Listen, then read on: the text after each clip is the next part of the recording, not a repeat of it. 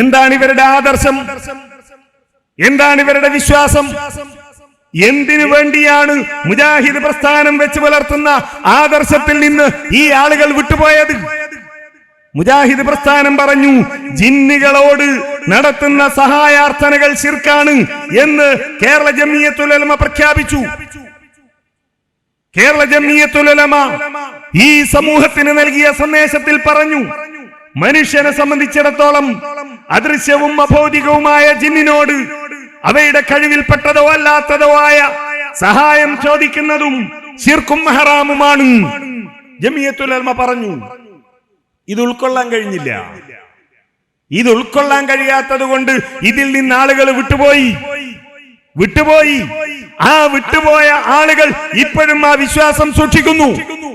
Social മീഡിയയിൽ ഇതുമായി ബന്ധപ്പെട്ട ചർച്ച നടന്നപ്പോ നമ്മളുടെ ഒരു പ്രവർത്തകൻ ഈ കടപ്പുറം സമ്മേളനത്തെ കുറിച്ച് പറഞ്ഞു, ജിന്നുകളോടുള്ള എല്ലാ സഹായാർത്ഥനയും ശിർക്കാണെന്ന് പറയാത്തിടത്തോളം കാലം സമ്മേളനം വിജയിച്ചിട്ട് കാര്യമില്ല എന്ന് നമ്മളുടെ ഒരു പ്രവർത്തകൻ പറഞ്ഞപ്പോ വിസ്ഡം വിഭാഗത്തിന്റെ ജിന്നുവാദം തലക്ക് പിടിച്ച ഒരു പ്രവർത്തകൻ പറയുകയാണ്, പറയില്ല, പറഞ്ഞാൽ മുസ്ലിം ആകില്ല, ഹദീസ് നിഷേധിയാകേണ്ടി വരും.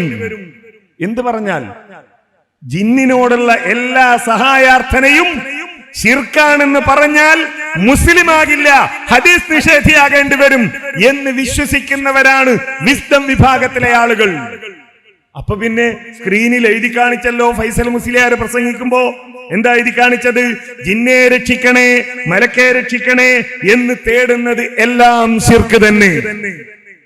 എന്താ അങ്ങനെ എഴുതി വെക്കാൻ കാരണം? ഈ വിസ്ഡം വിഭാഗത്തിൽ രണ്ട് തരത്തിലുള്ള ചിന്താഗതിയുള്ള ആളുകളുണ്ട്. ഒരു വിഭാഗം ആദ്യമേ ജിന്നിവാദത്തിലേക്ക് പോയവർ, അത് വിസ്ഡം ഉണ്ടാകുന്നതിന് മുമ്പേ ജിന്നിവാദത്തിലേക്ക് പോയ ആളുകൾ.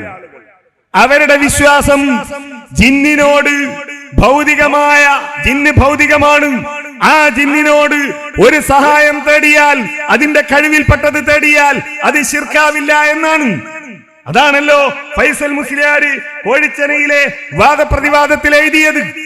കോഴിച്ചനയിലെ വാദപ്രതിവാദത്തിൽ ഫൈസൽ മുസ്ലിയാർ എഴുതി, മനുഷ്യനെ സംബന്ധിച്ച് അദൃശ്യവും അഭൗതികവുമായ ജിന്നിനോട് മനുഷ്യൻ നടത്തുന്ന സഹായാർത്ഥനകളിൽ ശിർക്കായതും വസീലത്തു ശിർക്കായതുമുണ്ട്, അതിനാൽ എല്ലാം ഹറാമാകുന്നു. ആലോചിച്ചു നോക്കണം. ജംഇയ്യത്തുൽ ഉലമ എഴുതിയതെന്താ? മനുഷ്യനെ സംബന്ധിച്ചിടത്തോളം അദൃശ്യവും അഭൗതികവുമായ ജിന്നിനോട് മനുഷ്യൻ നടത്തുന്ന സഹായാർത്ഥനകൾ ശിർക്കാണ്, ഹറാമാണ് എന്നെഴുതിയപ്പോ ഫൈസൽ മുസ്ലിയാർ എഴുതിയത്, മനുഷ്യനെ സംബന്ധിച്ച് അദൃശ്യവും അഭൗതികവുമായ ജിന്നിനോട് മനുഷ്യൻ നടത്തുന്ന സഹായാർത്ഥനകളിൽ ശിർക്കായതുണ്ട്, വസീലത്തു ശിർക്കായതുണ്ട് എന്നാണ്. ഈ വ്യവസ്ഥയും ആളുകളെ പറ്റിക്കാൻ വേണ്ടി സ്ക്രീനിൽ എഴുതി കാണിച്ചതും വെച്ചുകൊണ്ട് ചോദിക്കുകയാണ്, ഏതാ നിങ്ങളുടെ വിശ്വാസം?